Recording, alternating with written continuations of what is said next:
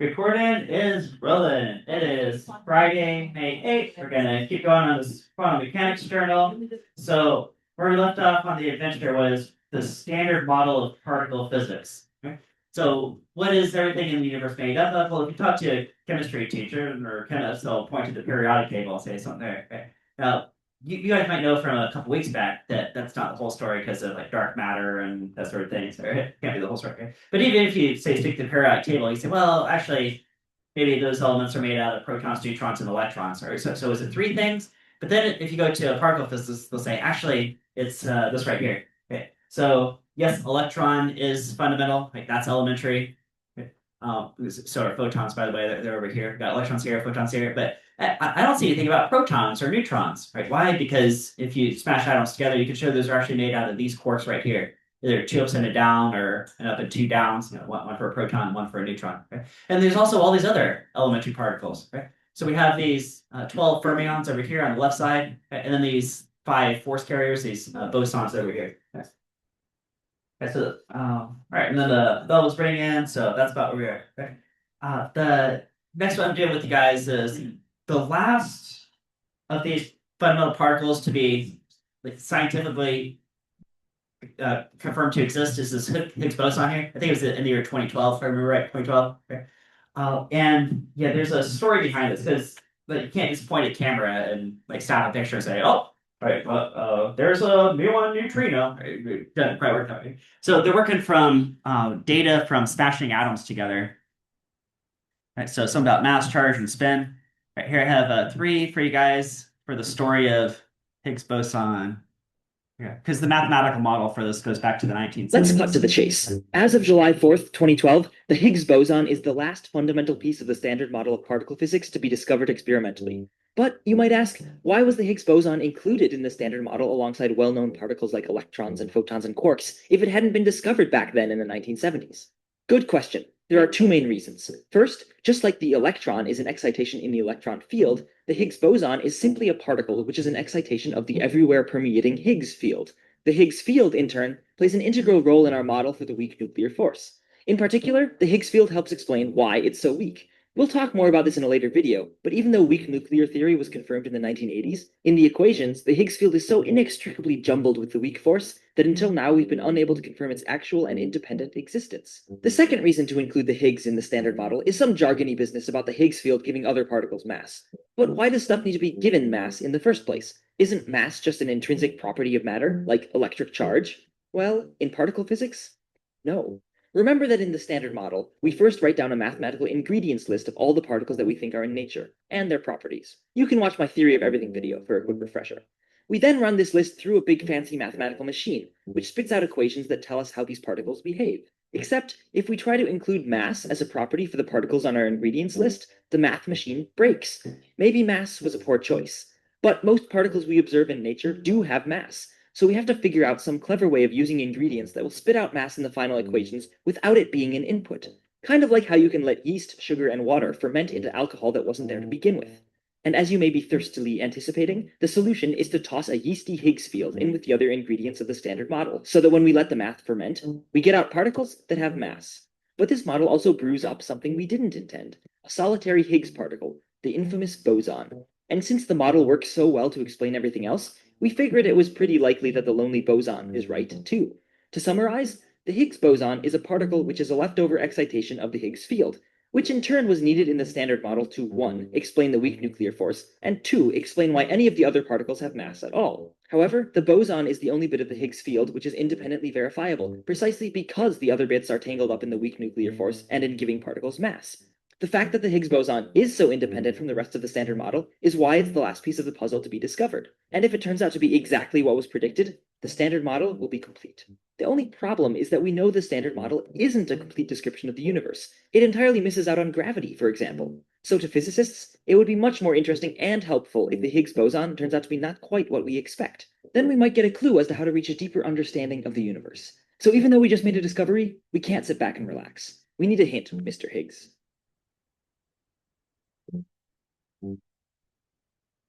Let's cut to the chase. How does the Higgs field give particles mass? And to be clear, we're talking about the Higgs field and not the Higgs boson, which is merely an excitation left over after the process we're about to explain. But I digress. Back to mass. To begin, we need to know what we even mean by mass, so we'll head the other direction and talk about what it means to be massless.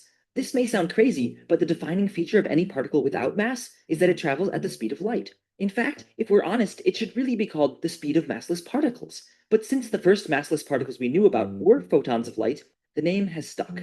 Anyway, the point is that all massless particles travel 300 million meters every second. The details of this are explained by special relativity, but simply put, it's physically impossible for a massless particle to not travel at 300 million meters per second. And so mass is just the property of not having to always travel at the speed of light. As a side effect, this also means not being able to travel at the speed of light, but the key is that particles with mass are lucky enough that they get to travel at any speed they want, as long as it's slower than light. The amount of mass something has just tells how hard it is for it to change from one of these speeds to another. Now, in part 1, we mentioned that if there were no Higgs field in the Standard Model, all particles should be massless and thus travel at the speed of light. But you and I and Swiss cheese clearly have mass, because we have the beautiful luxury of being able to sit still. So how does the Higgs field help us do that? Well, while massless particles can only travel at the speed of light, they are allowed to bounce off of things. Things like particles, which are really just excitations in a quantum field. For example, the electron field is more concentrated at certain places, called electrons, and everywhere else is empty space. But the Higgs field is unusual in that it has a high value everywhere. And to be clear, this high value is not the famous Higgs boson. That's an extra excitation in addition to this already elevated field. But because the Higgs field has this everywhere non-zero value, any particle that can interact with it is pretty much bouncing off of it all the time.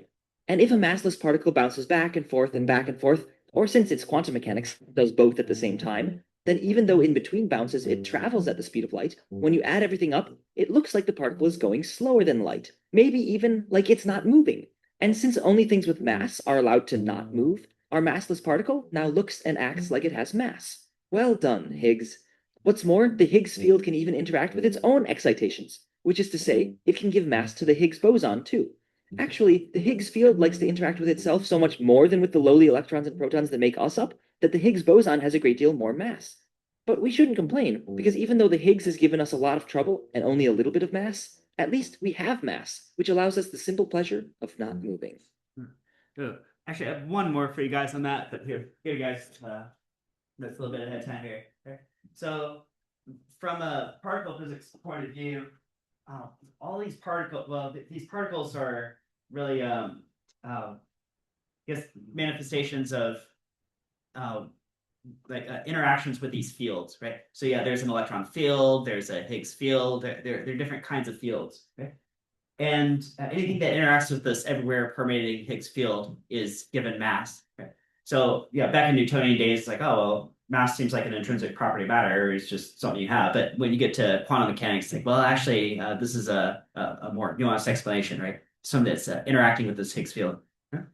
And this one particular particle, this Higgs boson, is the field interacting with itself.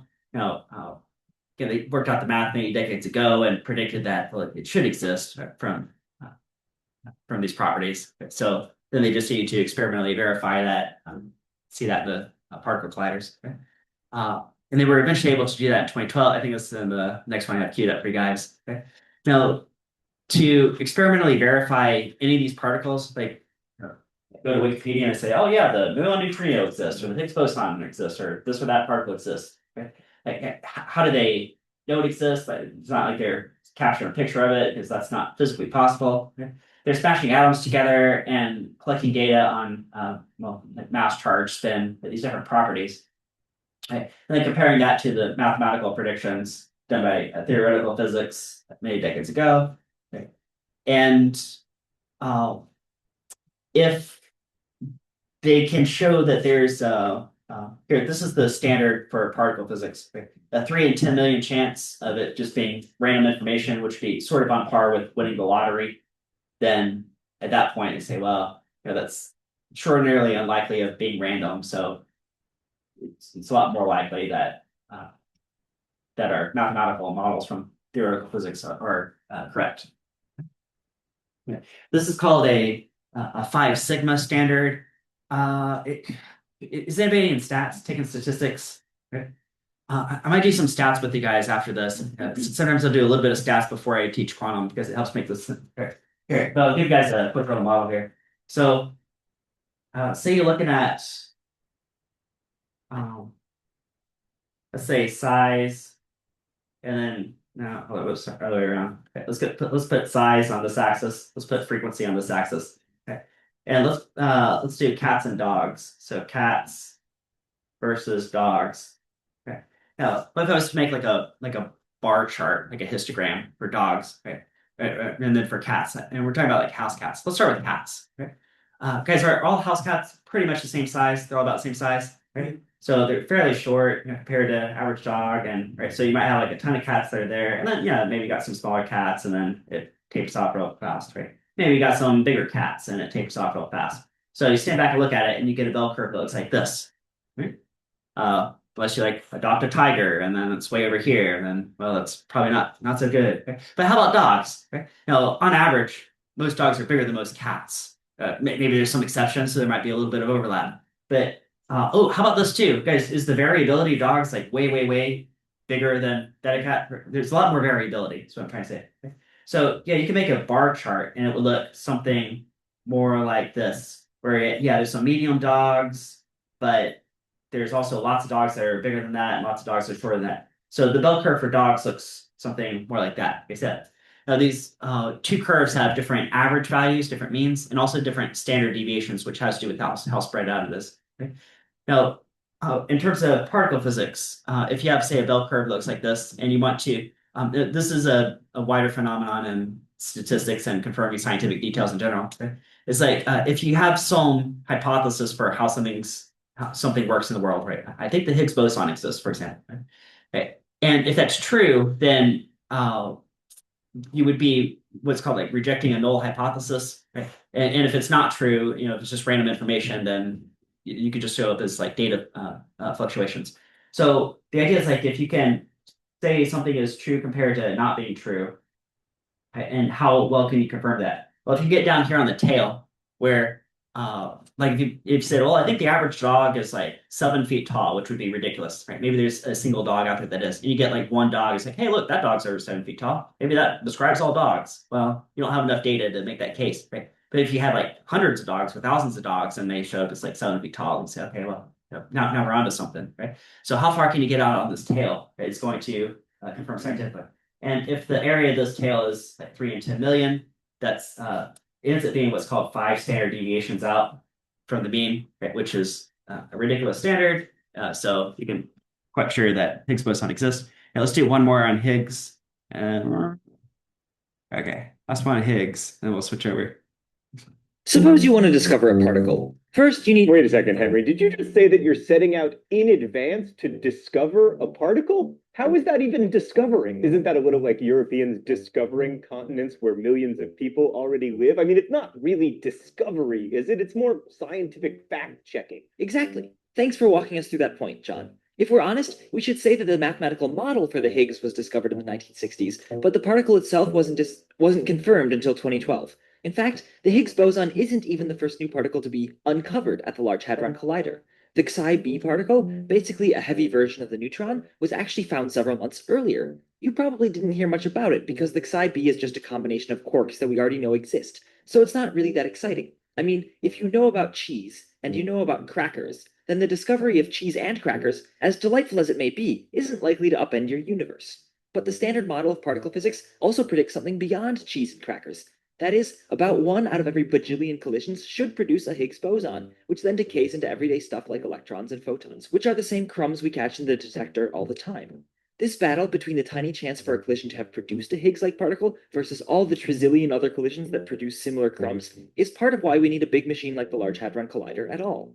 There were earlier accelerators that had enough energy to create Higgs bosons in principle, but they couldn't actually do enough collisions to be confident they were actually seeing a Higgs boson and not just an assortment of crumbs that looks by chance like it's from a Higgs boson. It's kind of like trying to find out if a 20-sided die is rigged. Maybe you suspect it's twice as likely to land on a 3 than on any of the other numbers, but how can you check? Well, that sounds easy enough. Just roll the die a few times, and if you see extra 3s, it's rigged, right? Not so fast.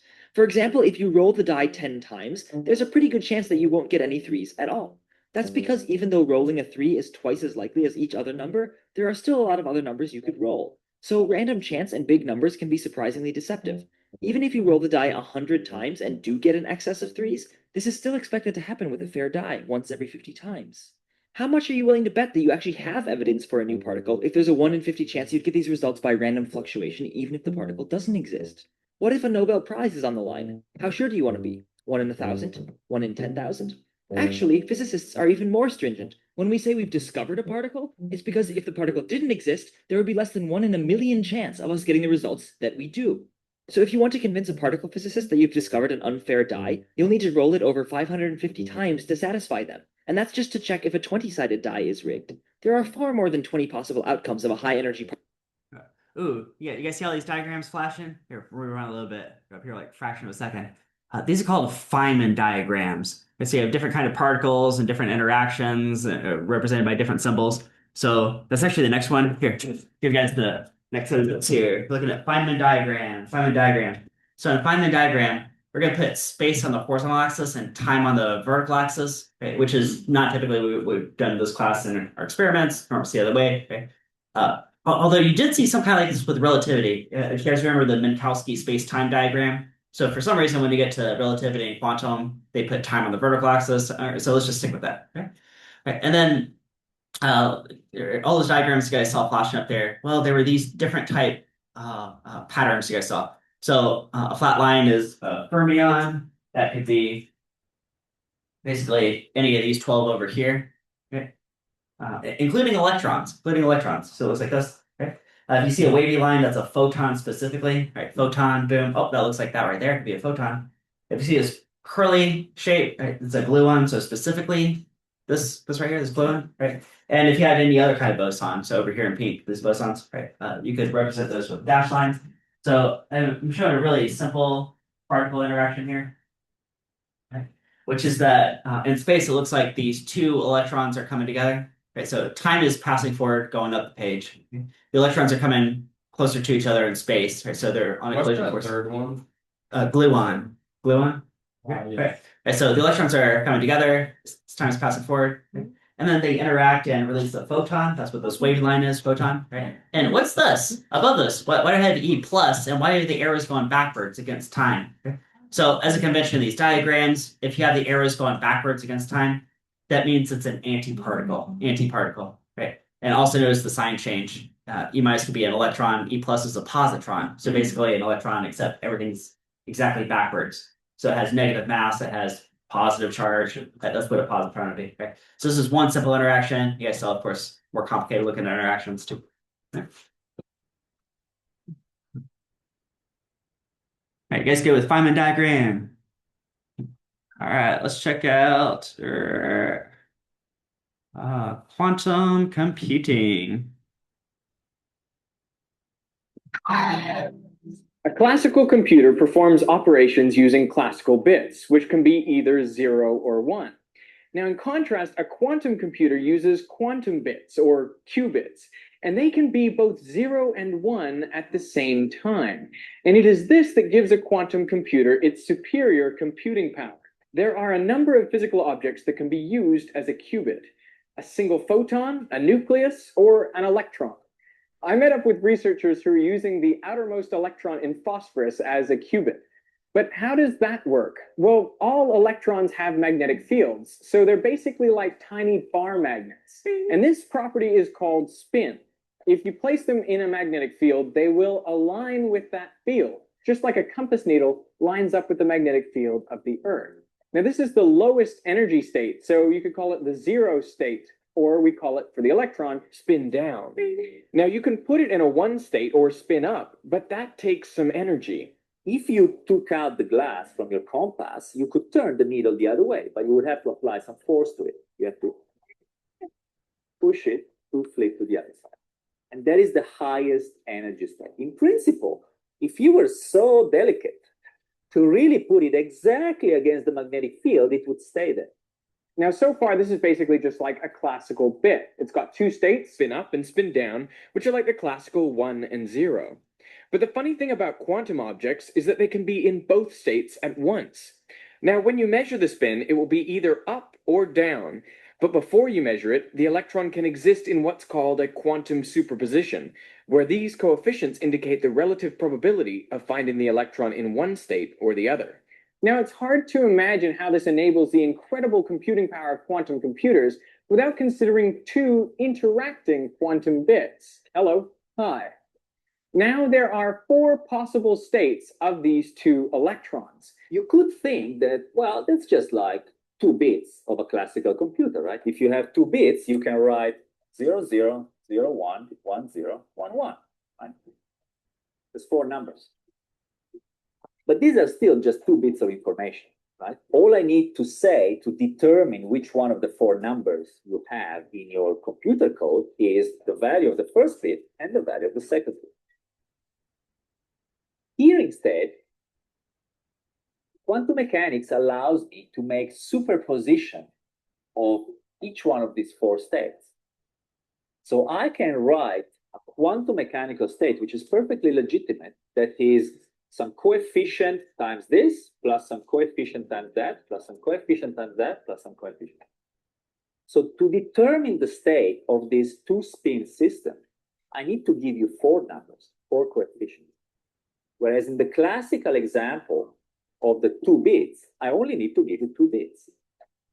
So this is how you understand why 2 qubits actually contain 4 bits of information. I need to give you 4 numbers to tell you the state of this system. Whereas here I only need 2. Now, if we made 3 spins, we would have 8 different states. I need to give you 8 different numbers to define the state of those 3 spins. Whereas classical is just 3 bits. If you keep going, what you'll find is that the amount of equivalent classical information contained by n qubits is 2 to the power n classical bits. And of course, the power of exponentials tells you that once you have, let's say, 300 of those qubits in what we call the fully entangled state. So you must be able to create these really crazy states where there is a superposition of all 300s being one way and another way and another way and so on. Then you have like 2 to the 300 classical bits, which is as many particles as there are in the universe. Ooh, pretty crazy there. It's just 300. You just gotta. And so you guys know computer files, right? Yeah, I was playing a computer file right there, that video. Right, so if you dig it down to it, it's just a series of zeros and ones, right? That's how it's saved and stored, and the computer knows how to read the zeros and ones and turn that back into the video and the audio, and you can watch it here. Right? And so that's classical computer, right? So zeros, ones, make computer files. Right? Interestingly, with this qubit, we're looking at the superposition of states. So it could be a 0 and 1 simultaneously. Now, to get the information out of it, you have to disentangle it. And it's going to collapse the wave function and become either a 0 or a 1. But before you do that, it could exist as both. Right? So what that means then is that if you have n number of qubits, for example, like 3 qubits, right? That's 2 to the power of n classical bits equivalent information. So 3 qubits, you have 2 to the power of 3, that could represent 8 classical bits of information, right? So you have 0, 0, 0, 0, 0, 1, like 1, 0, 1, right? Okay, there's like 8 different ways you can arrange zeros and ones if you have 3 digits, right? Just 0 and 1. Okay?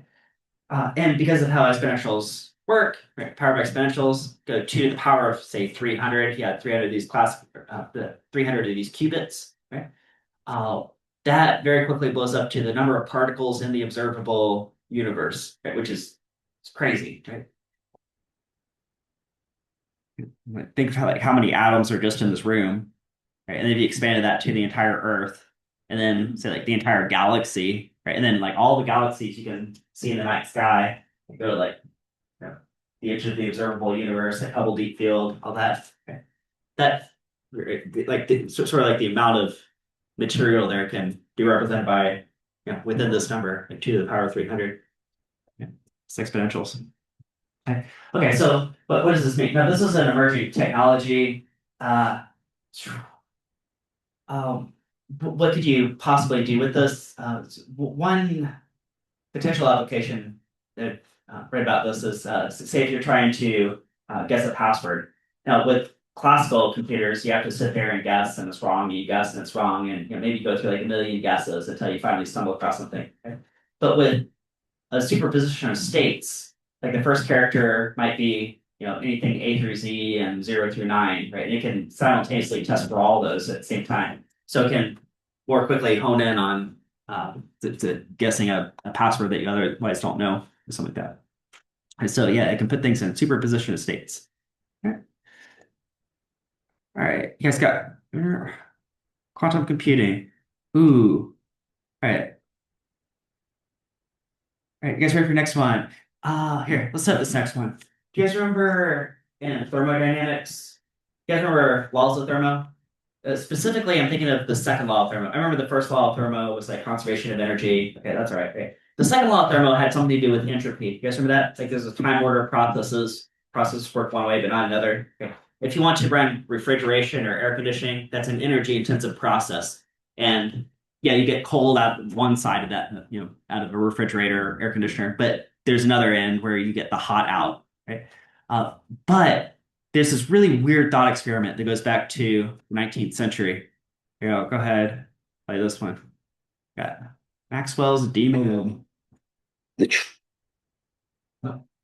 true nature of information would first be hinted at thanks to a strange problem, one dreamed up by a brilliant Scottish physicist who appeared to be thinking about something else entirely.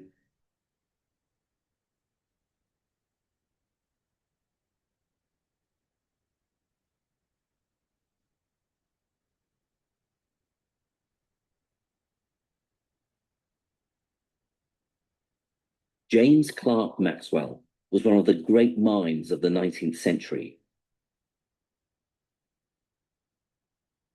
Among his many interests, Maxwell became fascinated by the science of thermodynamics, the study of heat and motion that had sprung up with the birth of the steam engine.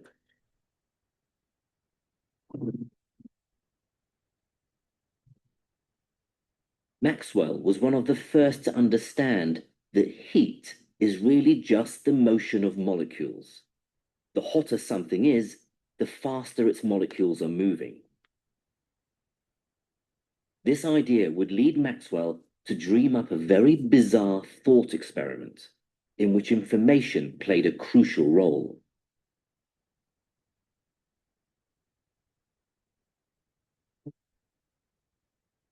Maxwell theorized that simply by knowing what's going on inside a box full of air, it would be possible to make one half hotter and the other half colder. Think of it like building an oven next to a fridge without using any energy.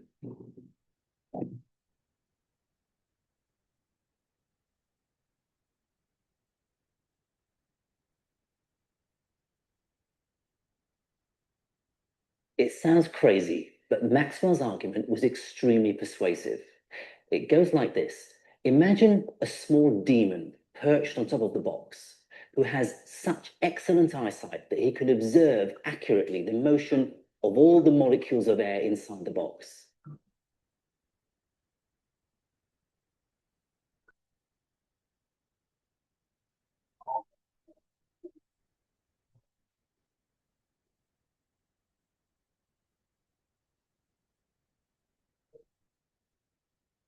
Now, crucially, he's in control of a partition that divides the box into two halves.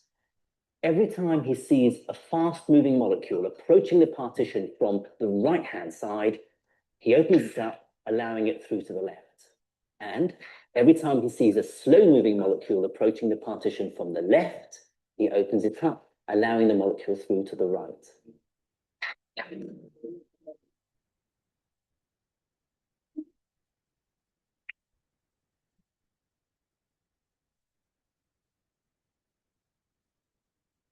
Now, you can see what's going to happen. Over time, all the fast-moving hot molecules will accumulate on the left-hand side of the box, and all the slow-moving cold molecules on the right.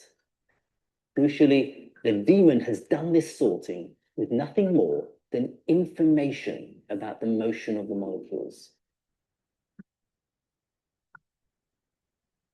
Maxwell's demon seemed to say that just by having information about the molecules, you could create order from disorder. This idea flew in the face of 19th century thinking.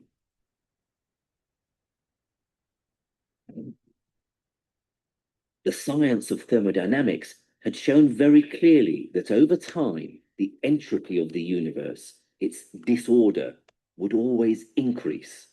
Things were destined to fall apart.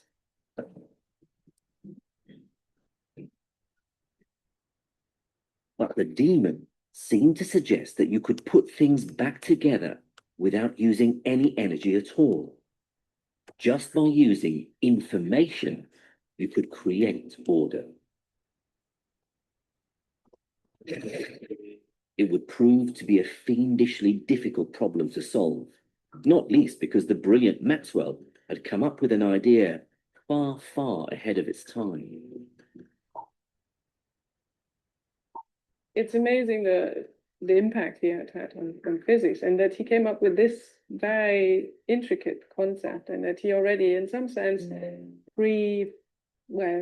anticipated the notion of information that wasn't actually there at that time. There was no such thing. I think this idea was astonishing. He didn't really have a resolution. He raised it as a concern, and he left it open. And I think what followed is more or less 120 years of extremely exciting debates and developments to try to resolve and address this concern.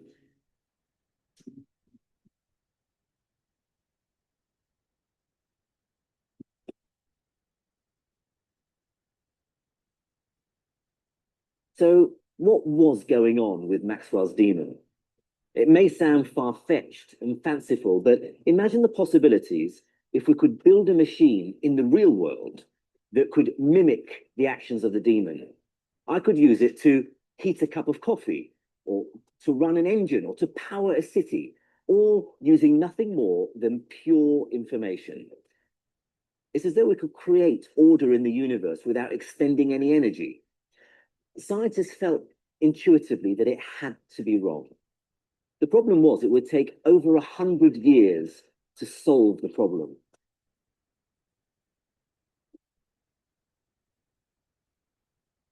It's a really difficult idea to get to grips with, but information, everything from a Beethoven symphony to the contents of a dictionary, even a fleeting thought, all information needs to be embodied in some form of physical system. Amazingly, the reason we understand the true connection between information and reality is because of Maxwell's demon. Remember, it seemed like the demon could use information to create order in a box of air that started out completely disordered. Moreover, it could do this without expending any effort. Information seemed to be able to break the laws of physics. Well, that's not true. All right, since we only have a few minutes left, I'll summarize the lab here because this one's a little slower paced. But that's a really exciting idea here. So this is a connection to thermodynamics. All right, so here's what we got so far is we've got, well, we're going back to the 19th century, so we call it a demon. Not nowadays, they probably call it a supercomputer or think of it like that. We have something that can store information and do something with this information, like operate the store. Maybe it's spring loaded, so on net costs 0 energy to operate the spring door. Let all the hot to one side, let all the cold to the other side. Now you just built an oven next to a fridge, but you haven't actually expended any energy or no significant energy. Okay? So that does seem like on the face of it that you could break the second law of thermo with this process. Okay? The catch is that there's something called a Landauer limit. And it actually ends up being this number here, 0.018 electron volts, which electron volts you can convert to joules. It's a tiny, tiny, tiny amount of energy that you normally work with in quantum processes because it's so small. Right? It's the energy to erase one bit of information. The idea is like if you're keeping track of where all these particles are and how fast they're moving and so on, which you would need to make this function, you have to store that information somewhere. And okay, so that occupies physical space. And then if you want to keep running this process continuously, at some point you have to delete that information. And every time you delete one bit of information, like a bit from a computer file, like just a 0 or 1, okay, that necessarily requires this much energy. And then if you go back and check this against the second law of thermo, the second law of thermo is still safe. So you can't actually build an oven next to a fridge without expending any information. Okay, so I'm going to close down this recording here. All right, you guys grab the notes you need, and then we'll continue this adventure next week.